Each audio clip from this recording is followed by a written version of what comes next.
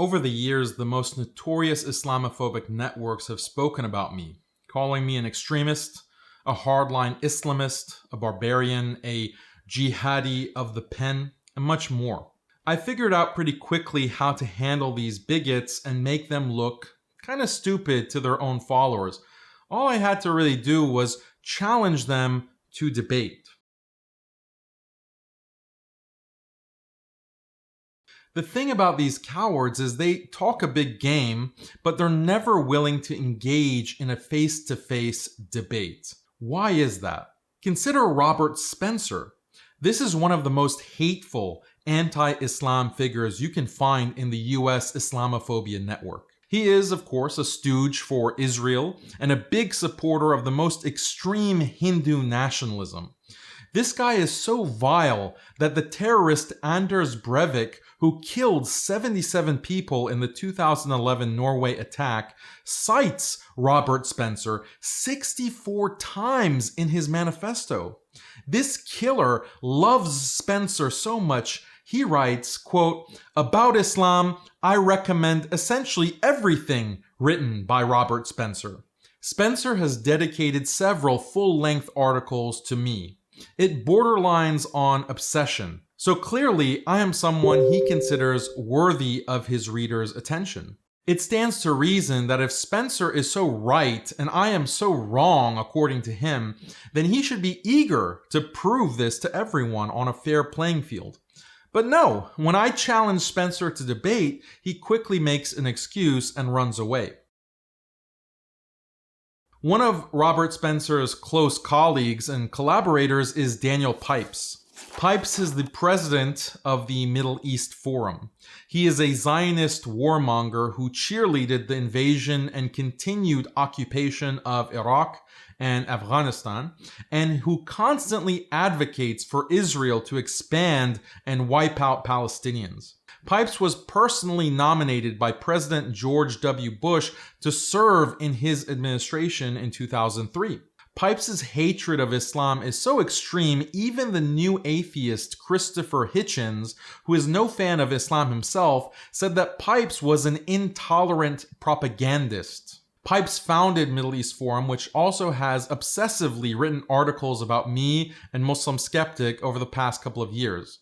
The whole purpose of Middle East Forum is to smear Muslims as an evil threat and foment never-ending invasions and interventions in Muslim countries. What's funny is that Middle East Forum calls me a hardline Islamist, but they also call the likes of Ilhan Omar an Islamist. If Ilhan Omar, the woman who dances at gay pride parades and denounces the Sharia, is an Islamist that threatens the very fabric of American democracy, then every Muslim would be considered a hardline Islamist in the eyes of Middle East Forum. But Middle East Forum does more than just smear Muslims as potential terrorists. They also run Campus Watch, a website dedicated to attacking professors who don't toe the Zionist line on Islam and the Middle East on university campuses. They also publish a journal called Middle East Quarterly, which is a propagandist rag with some of the most rabid anti-Islam academics on its editorial board, including people like David Cook, Timur Kuran, Michael Mandelbaum, Phil Salzman, and others. Middle East Forum likes to pretend like it's a serious academic outlet, but in a very telling display in 2018, they were heavily involved in funding far-right Islamophobe Tommy Robinson of the English Defense League. Middle East Forum campaigned heavily to get him released from prison. They even were involved with organizing rallies for Robinson in London. Middle East Forum likes to claim that they're serving American interests. This is probably the most hilarious lie that they peddle. For the past 2 decades, Middle East Forum has been pushing for never-ending wars and interventions in Iraq, Afghanistan, Syria, and throughout the Middle East. Now, obviously, US policymakers don't care about the millions of lives lost or the 38 million people displaced by 20 years of American militarism in the region. But what policymakers should care about is the $8 trillion spent on these never-ending wars. What American interest has been served in Iraq or Afghanistan for that kind of price tag? Is Middle East Forum really serving American interests with this bloodthirsty militarism that they've pushed for decades? Or are they serving the interests of weapons manufacturers and a certain so-called American ally? Much more could be said about the treacherous activities of this organization, but to cut to the chase, earlier this year, Daniel Pipes posted about me and Muslim Skeptic on his social media. So, of course, I challenged him to a debate. As expected, Pipes remained silent. Just a couple of months later, Pipes posted a Muslim Skeptic article on his Facebook account. Again, I challenged him to speak to me face to face, and again, Pipes remained silent. But this time, there was a twist. A short while later, a representative of Middle East Forum, Sam Westrop, who has written several articles about me being a hardline Islamist, reached out to me asking to interview me about Islam and liberalism. At first, I found this quite strange. Why an interview? Why not a debate? If my positions are so clearly wrong and repugnant, it should be pretty easy to debunk them and discredit me, right? But Middle East Forum insisted on just having an interview. And I agreed, but only on 3 conditions. First, that they would give me a 7-minute opening statement to explain where I'm coming from as a Muslim. 2, that they would post the interview in its entirety on their channel without any edits or manipulation of the footage. And 3, that they give me permission to use that footage on my own channels. They agreed to those conditions, so I agreed to the interview. I'm going to play the interview for you now and add some commentary as we go along. Here's the opening statement. Okay, thank you, Sam, for the invitation. Just a little about myself. I'm the founder of MuslimSkeptic.com. I was born and raised in the suburbs of Houston, Texas. I consider myself a Texan. Currently, I live with my wife and 4 children in a typical American suburb, just enjoying the warm weather with my family, grilling, going to the beach, teaching my boys how to play basketball. Meanwhile, Middle East Forum and Sam here have been writing article after article calling me a hardline Islamist. So what is it that makes me an Islamist? As far as I can tell, I'm called an Islamist because I'm a Muslim and I disagree with liberal secularism. So let's talk about liberal secularism.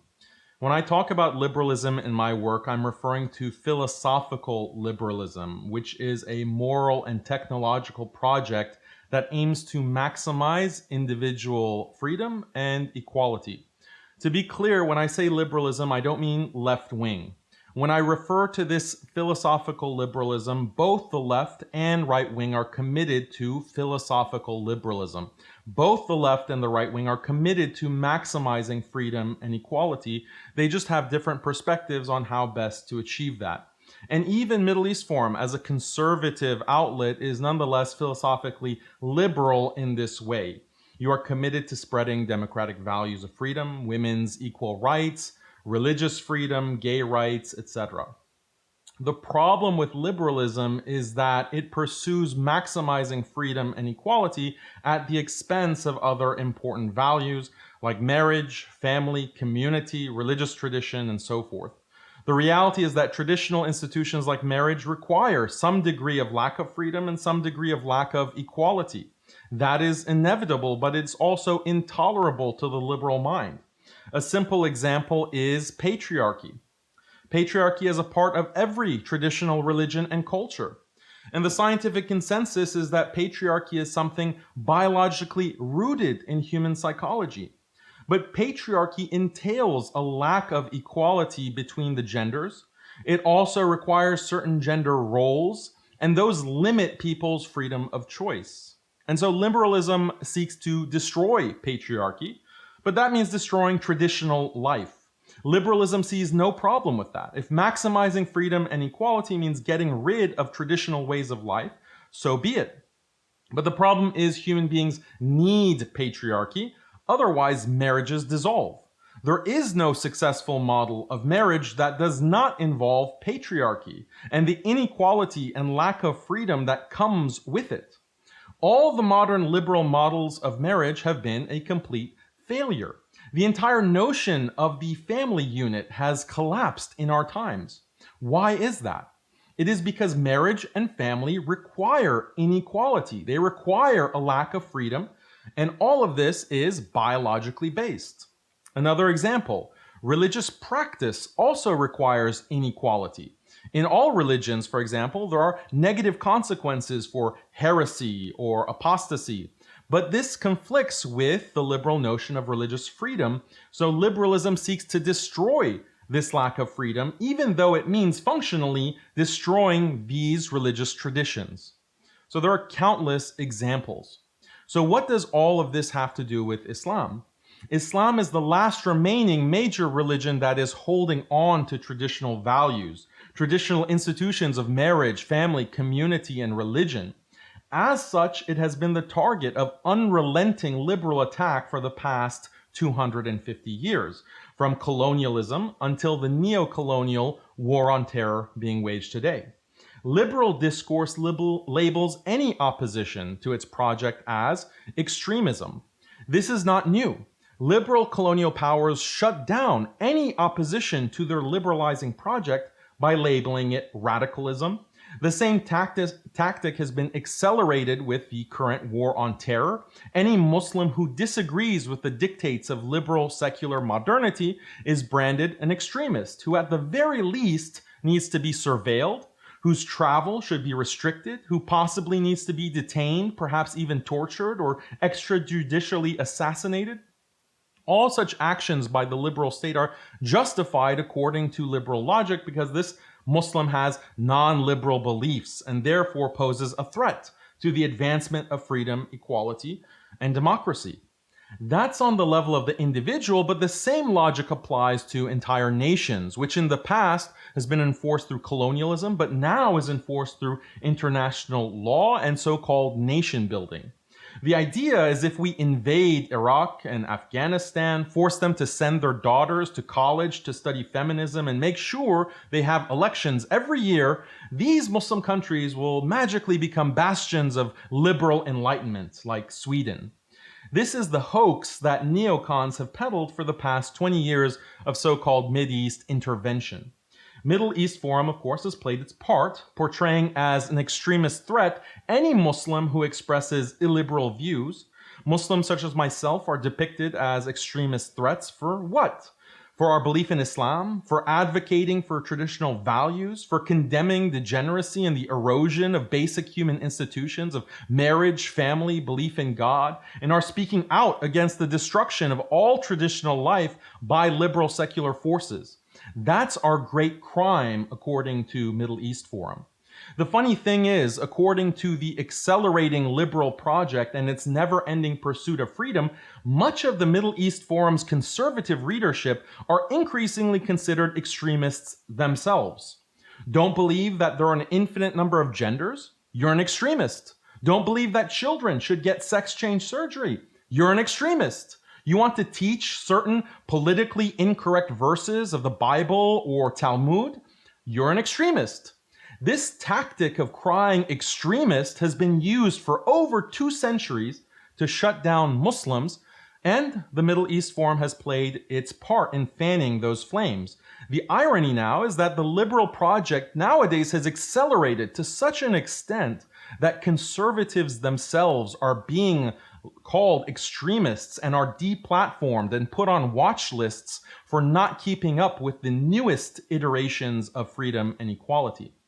In the fantasy world of Middle East Forum, the big existential threat to Americans are Muslims like me, who are any day now going to ride in on camels to take over Washington, D.C. and establish a Sharia state.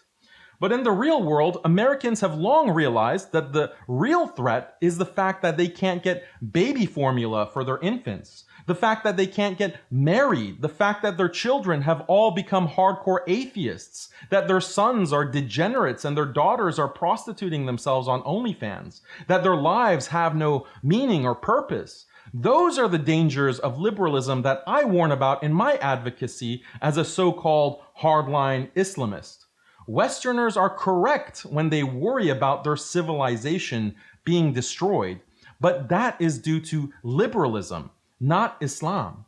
As a Muslim, I'm actually addressing the deep problems Americans are suffering from and offering solutions.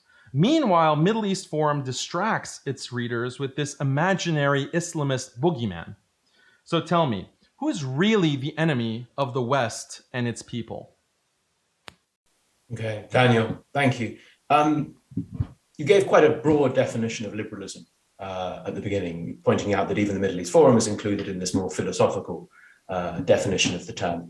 You then did switch to defining it really as progressivism, or at least its excesses, its most obvious examples.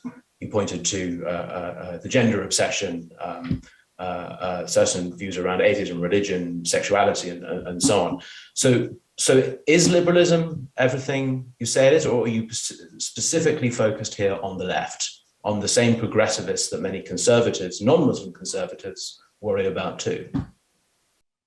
No, it's the same thing. You can't get, for example, third wave or fourth wave feminism without second wave or first wave feminism. You can't get the latest iterations of woke, progressive liberal politics without classical liberalism, without John Stuart Mill, without Alexis de Tocqueville, without all of these classical figures. It is one continuous project, and it is a failure, I think, of certain modern figures within the alt-right or alt-light or republicanism or whatever you want to call it, to not recognize that the source of these problems, these societal problems, have deep roots with the liberal secular project. Okay. You mentioned that you advocate for traditional values in lieu of this liberalism. Does that mean an Islamic state?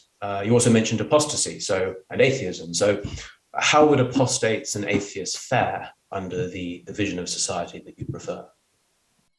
Yeah, so I mean, the issue of what is the ideal. So obviously, I'm advocating for Islam as a solution, and Islam is a complete way of life that touches on everything from individual decision making to individual values, but also family values, marital values, societal values, economic law. All of these areas are covered under Sharia and Islamic law, and including religious practices like worship, rituals, and so forth. So all of this is covered under Islamic Sharia. And the ideal and the solution that's being proposed here is that this model preserves marriage, it preserves family, it preserves and strengthens organic communities, and belief in God. These are inherent human values. They're biologically based. They're very important, and all people value them. And Islam is a system, and the best system for preserving this, because it comes from the creator of human beings, God Almighty. And so preserving this kind of system or establishing Islam, yes, it does mean a reduction in freedom and equality. But this kind of reduction of freedom and equality is necessary in order to preserve marriage, family, community, religious practice, belief in God. You cannot maintain belief in God if it's possible for apostates or atheists to go around and insult God, to criticize God, to criticize the entire notion of belief.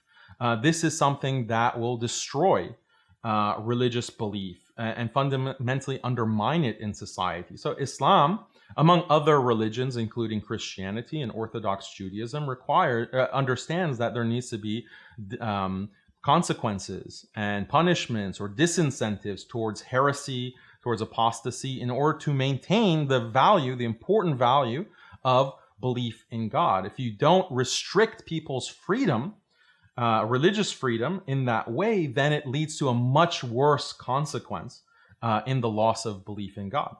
For some reason, asking about Islam's treatment of apostasy has been the go-to question to ask Orthodox Muslims in order to get Muslim speakers to waffle and look uncomfortable.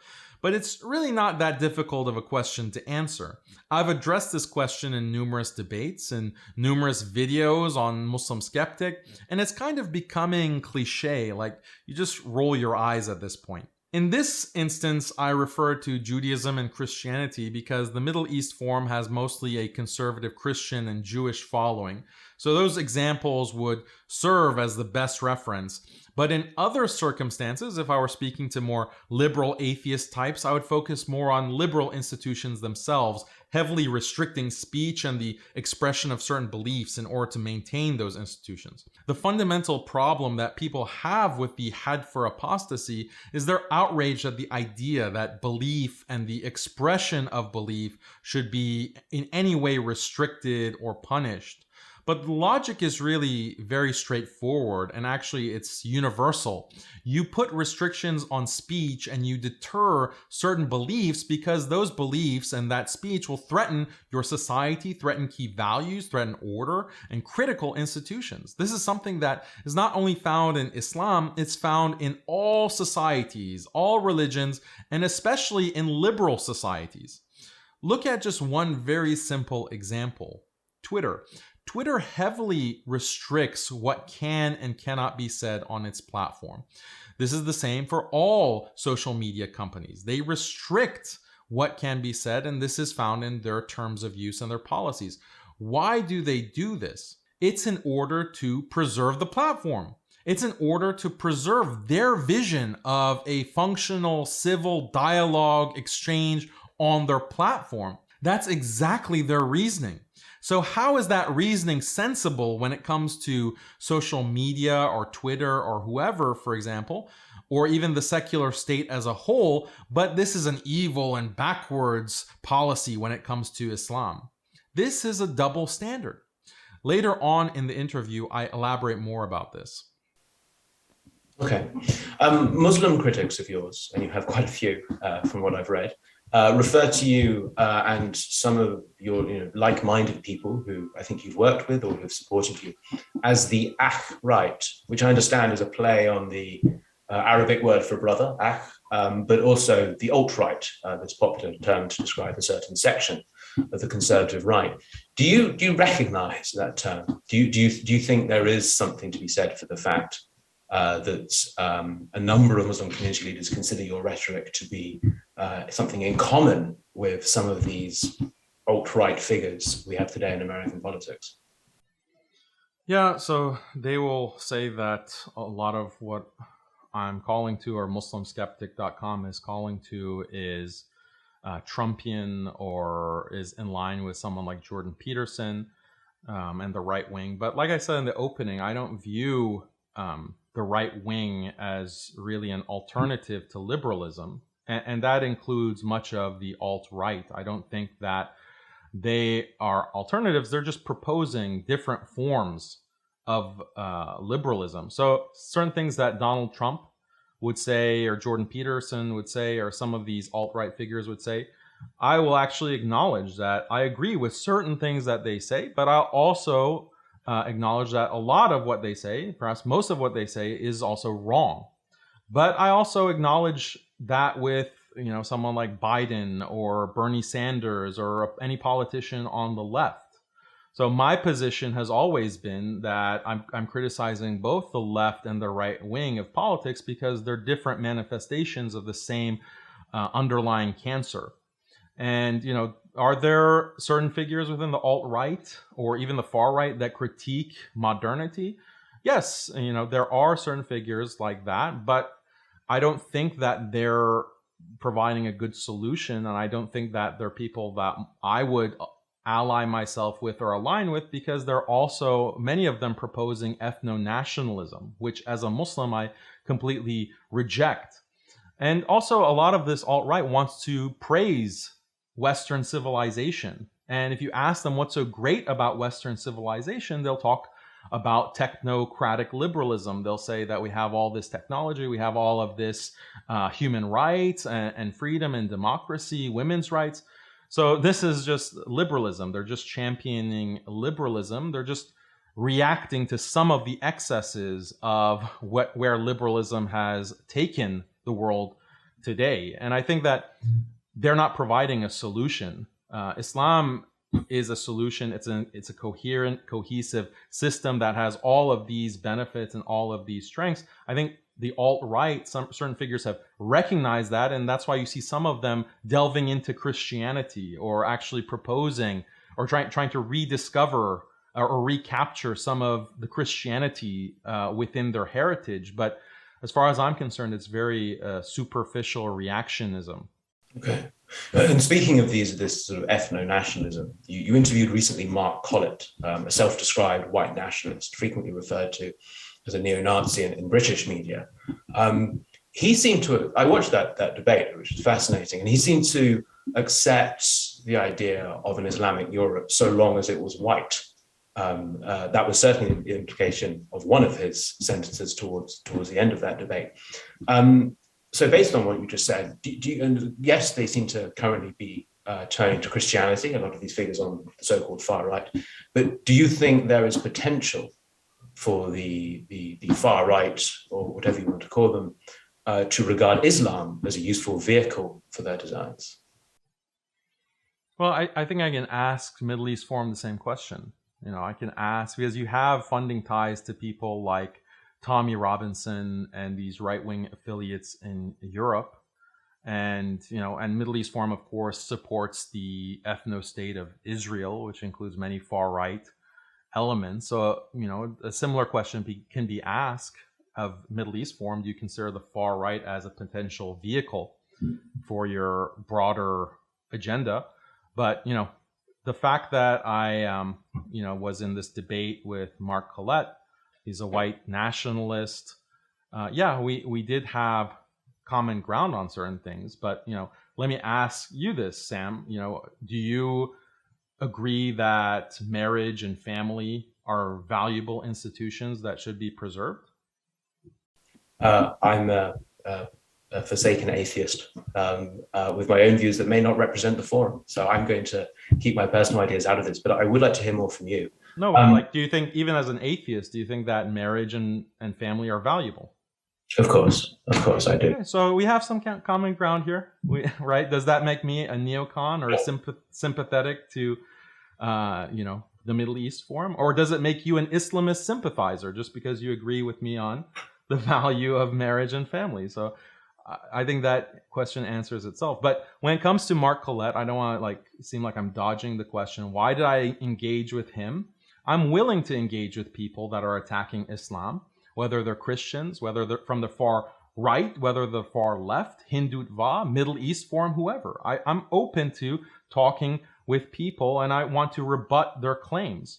So that's just part of my advocacy and my work. But with Mark Collett, did I agree with him on white nationalism or any kind of racism? No. I actually was giving arguments against that particular view. All I said is that in that conversation, we came to the common ground that marriage and certain traditional institutions, religious practices are valuable. And, I'll say it again. I agree with Mark Collett, the white nationalist, on those things. But when it comes to white nationalism, that is completely contrary to Islam. Any type of ethno-nationalism is contrary to Islam, and we can't be allies on that kind of basis. But if it's about traditional values and fighting and resisting liberalism in favor of a traditional way of life, then I see anyone as a potential ally, whether Christian, Jew, right-wing, left-wing, anyone, even you, Sam.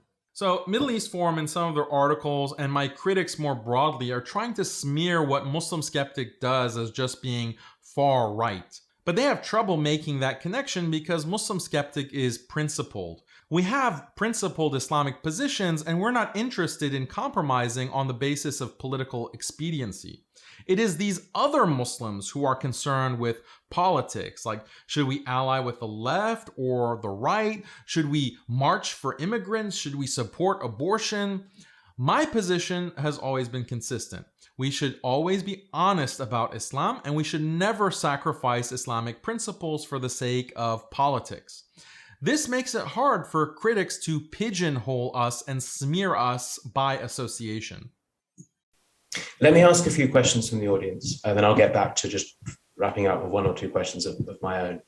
An anonymous questioner, so not sure who, asks, doesn't killing in the name of God for apostasy, for example, undermine belief in God and promote atheism? No, it doesn't. That's like saying, does killing murderers and killing people who commit heinous crimes and punishing them, doesn't that promote murder? Doesn't that promote killing? No. Punishing criminals and those who violate norms and values in order to deter criminal behavior, to deter something that is disruptive, destabilizing. This is found in every religion and every legal system. Even within, look, I'm in Texas. We still have the death penalty. People who commit heinous crimes are punished with the death penalty, even capital punishment. That is not, that it's kind of a superficial argument to say that, oh, well, Texas is not in favor of preserving life because they have capital punishment. That doesn't make sense. They are deterring future murders, future crimes.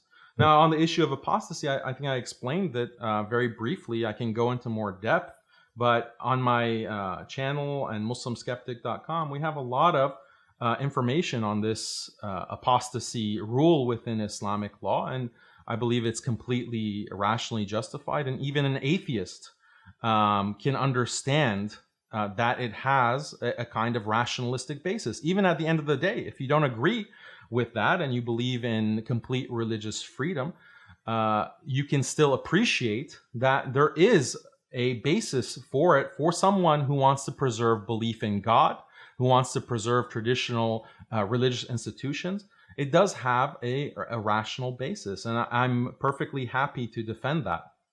And then just to be explicit, and this wasn't in our list of questions or more from the audience, so feel free to ignore, you would expand then the death penalty to apostasy if you were seeking a more idealistic state? Yes, I would criminalize blasphemy. So I go further, not just apostasy, but even blasphemy. I would completely criminalize insulting, for example, Jesus Christ, insulting the Virgin Mary, insulting the Hebrew Bible, insulting, any of these what are called Abrahamic values and prophets and figures. This is blasphemy in Islam, and it should be completely illegal. And the fact that it is allowed to run rampant within the West is the cause of rising atheism and the extinction of these religions. Like, those things are very tied. And when I have conversations with Christians, conservative Christians, or even liberal Christians, atheists, they always bring up this apostasy point. And I try to get them to understand that things are connected. They're allowing just complete blasphemy to run rampant, apostasy to run rampant, where someone apostatizes and then goes on a campaign to undermine religion. This is something that's very dangerous to belief in God. And insofar as you value belief in God, you have to deter it. And this is why it's something that is found in all religions, including Christianity, including Judaism. They punished heretics. They punished apostates at different times in history. Those are traditional practices, and it has a rational basis. Liberalism says, no, the most important thing is freedom. Everyone should have the freedom of choice, the individual choice, no matter what, even if it means that no one on earth believes in God anymore, and there's no such thing as religion, then doesn't matter as long as people have freedom of choice. I find that to be extremism. I find that to be very unhinged, but it comes from this classical liberal understanding of freedom of speech, which comes from deists and atheists who had no commitment to Christianity or any kind of tradition. Now, a significant portion of your time is spent discussing Muslim community figures who, and this is my inference, so please correct me if my interpretation is wrong, who you believe have embraced progressivism so tightly that they've radicalized their own children into believing some of its core tenets. So you focused on groups like CARE, clerics such as Omar Suleiman, politicians such as Ilhan Omar, people who have rather permissive rhetoric on subjects such as homosexuality and other progressivist causes. Do you believe these Muslim leaders that you focus on have genuinely embraced progressivism or these left-wing ideals? Or do you think this is a tactic, a facade, something with which they hope to advance their own ideas eventually? In other words, is it a vehicle for their own designs? I mean, to be honest, if we read Middle East Forum, you guys complain a lot about figures like Ilhan Omar or Omar Suleiman, other liberalized Muslims who have embraced progressivism, and they don't, acknowledge certain illiberal aspects of the faith, such as, the penalty for apostasy and so forth. But honestly, it's this iron-fisted suppression of illiberal beliefs that pushes many Muslims and other religions, Christians and Jews, Hindus, even Buddhists, to liberalize their traditional religious teachings and become progressives. So Middle East Forum wants to attack and has attacked these liberal Muslims for being dishonest about Islam, but you're also the ones who are constantly attacking any Muslim with illiberal beliefs as an extremist threat or potential terrorist who should be surveilled or put in prison or deported. So there's a kind of hypocrisy, I think, in that kind of approach. But to answer your question, do I think that Ilhan Omar or Rashida Tlaib are these kinds of sleeper agents who are just pretending to be progressive so that they can rise the ranks of American power until one day they're going to drop the facade and they're going to make the entire US a hardcore Sharia state? No, I don't think that that's what's happening at all. I think that they're actually, someone like Ilhan Omar is progressive. I'd like to see where Ilhan Omar has ever suggested, or Rashida Tlaib ever suggested, any kind of allegiance or affiliation with Islamic politics. I think she would be repulsed by that. She is definitely someone who would hate me or hates me. And I mean, the question is kind of non-germane because we've already had a Muslim president, right? Barack Hussein.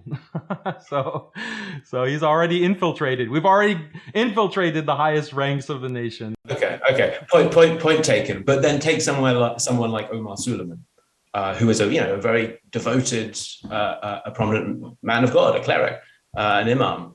I think, forced him to apologize publicly for he took part in some anti-immigration policy protest against the Trump administration, and took part in some, I think you described it as a pagan ritual. So what about him? Does he genuinely believe in some of these progressivist ideas, or is it for him, is it a facade? I really don't know. I don't know what he actually believes. And I make this a point when criticizing certain figures. I'll say that, look, I don't know what is in their heart. Clearly, someone like Omar Suleiman, who's being attacked constantly as being this kind of terror inciter or an extremist. So over the years, some people, just because of the constant pressure, they may buckle under the pressure and they start, not expressing their actual views, or maybe they become genuine progressives. And it's not just Omar Suleiman, it's many Christian pastors, Christianity itself. Any Christian followers of Middle East Forum will recognize that within the Christian church or within the synagogues, you find this liberalizing progressive streak. And it's unfortunate, but the problem, the cause of it, we have to look at the roots. It's this liberalism. It's any attack on any expression that contradicts liberalism. That's the source of it. So Omar Suleiman, I criticize him. I think that the best interpretation is that he thinks, look, we are being very practical right now as a Muslim community. We want to survive because there's all of this kind of force or all kind of pressure on the Muslim community. We're just trying to keep our heads above water, and sometimes you have to compromise in order to do that. We have to find allies within the anywhere we can find them, and we have to be pragmatic. I think that's his mentality and the best interpretation of it. But it's not for this purpose of being a sleeper cell and wanting to take over America. I think he really feels like he is a proud liberal American or a proud Democrat or whatever. I think that's actually what he thinks of it. But I think he's just mistaken. I think that he's just made the wrong calculation, and he's compromising Islam in a way that's going to lead to the erasure of Islam for the next generation of American Muslims. That's my critique. Right. It seemed to me that the interviewer really wanted me to dig into Omar Soleiman to make it seem like I'm teaming up with the Zionists at Middle East Forum to attack another Muslim. I wasn't going to fall for that trap. That's why I bring the question back to the points I made in the opening statement. This liberal pressure on all religions is causing problems all across the board. It's not limited to one particular speaker or just Muslim imams. And many of these imams, aren't the only ones to liberalize. It's a wider phenomenon. Of course, that doesn't mean I'm defending people who sell out and compromise deen. They fully carry the burden of their actions. But at the same time, I'm not going to sit there and give the enemies of Islam at the Middle East Forum ammo against other Muslims. Now, we've got a little over time, but if all right with you, Daniel, I'll just have two more questions, if you don't mind staying. Please. Sure, of course. Let me take one from the audience, and I'll ask my own. One, again, an anonymous questioner says, what are your views on capitalism? It has its roots in the very classical liberalism you condemn. The implicit follow-on question, I guess, being, what would an economic system look like in the society you would prefer? I think in certain respects, if you look at Islamic law, it seems to have certain aspects of free market enterprise and maybe more of a libertarian seeming policy in terms of allowing trade and having not very many restrictions, very low taxing or even no taxes. But the big problem for Islam with capitalism is what's called riba or usury. And this is something that arguably capitalism cannot exist without this concept of usury or this practice of usury and usurious loans and capital funding and so forth. So this is actually the problem, or I think the main conflict between capitalism and Islam. And traditional religion also, Christianity has been, certain sects of Christianity very against usury. Same with Judaism. I think these religions have recognized, because as a Muslim we believe that all these religions, Christianity and Judaism in particular, have their own texts and their revelation from God. And God has identified and has told humanity that this is a practice that is destructive, it is evil, and it will lead to all kinds of pain and suffering, which it does, that we see, throughout history and in the world today. And that's why they've banned it. But as far as free market and being able to conduct your business without the force of the state to limit certain practices, then that is found in Islam. Okay.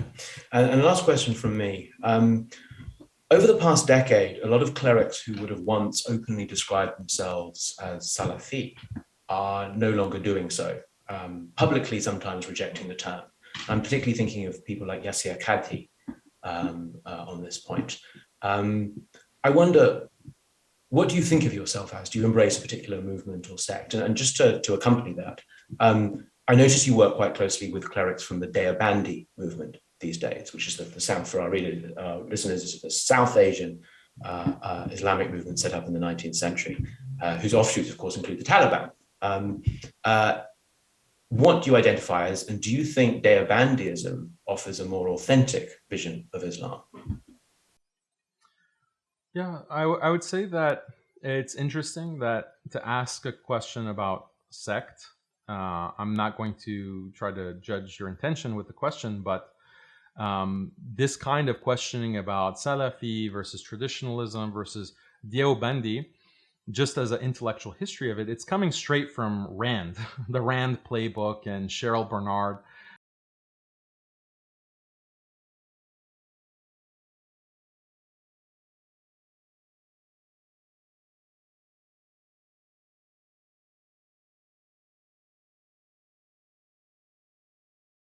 So what Rand's strategy has been, and this is the strategy that a lot of think tanks and policy strategists have taken, is that we want to get traditionalist Muslims on one side, and we want to split them up strategically from Salafis on the other side. And we don't want them to unite together under the banner of conservative Sunni Islamic teachings. We want them to be fighting each other, and ideally we want one side, the traditionalists, to ally with the reformers, like Muslim reformers or Muslim secularists who are backed by the West and who support Western policy points.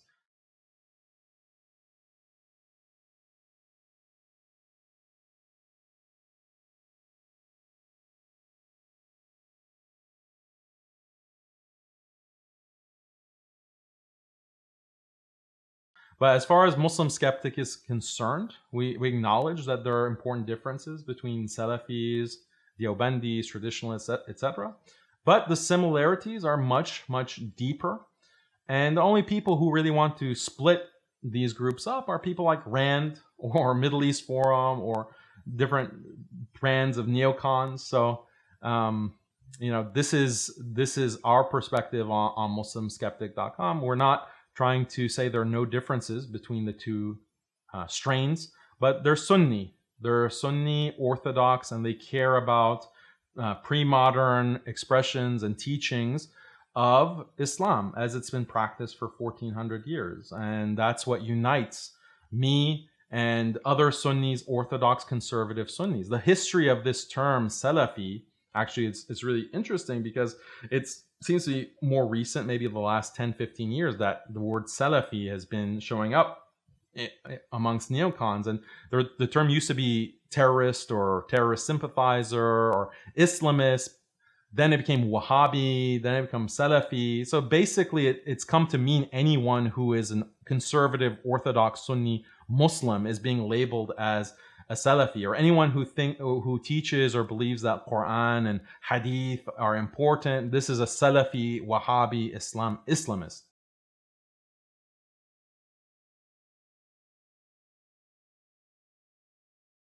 Okay. So, but I consider myself a Sunni, an Orthodox conservative Sunni, and if that's your definition of what a Salafi is, then yeah, I'm a Salafi. Then, do you mind if I ask? Do you mind if I ask which madhab, which school of jurisprudence of fiqh?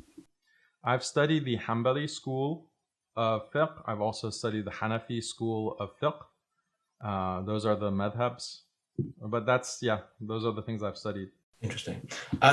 We've gone very much over time. Mr. Hakakachu, thank you so much for your answers, for your conversation today. So, Sam, any possibility of a debate? We'll get back to you on that one. Extend the conversation, can we? Because I thought this was a productive conversation. I think you agree. Like, this was enjoyable for me, and I think we can engage in good faith and have more productive exchanges. But I want to hear your reaction, because you asked questions. I didn't really hear your response. I think your audience as well would love to see what Sam Westrup thinks about what this Islamist extremist has just said. It'd be great to get your perspective, or anyone else at Middle East Forum. Well, thank you for the invitation. We'll certainly discuss it. Mr. Hakakachu, thank you very much for your time. To our audience, Inshallah, I want to do a separate video dedicated to the Rand reports. These reports are extremely influential because they informed the policy of the US and other liberal state actors in how best to liberalize and secularize the Muslim world and basically make the Muslim world subservient to Western interests. One of their key strategies is to create a divide between conservative Sunnis. The West basically knows that the biggest threat to liberal dominance in the world is Sunni Islam. So divide and conquer is their go-to strategy, exactly as I mention and elaborate in the interview. Alhamdulillah, I'm not interested in helping the kuffar with their strategy, and Muslim Skeptic is not interested in helping the kuffar with their strategy to divide and conquer us. We are working very hard to counteract it and unite Orthodox Sunnis against those who want to wipe Islam and Muslims off the face of the earth. I hope Muslims can benefit from this interview. Some will criticize me for engaging with such a vile anti-Muslim group, but I think that strategic engagement with the enemies of Islam is necessary and unavoidable. This is proven by the Quran and the Sunnah, where the Anbiya always engaged and debated their worst enemies. In following that model, I have no problem debating and talking to all kinds of people, no matter where they fall on the political spectrum, and hopefully rebut their arguments and their claims against Islam. May Allah accept from all of us. Jazakallah khair.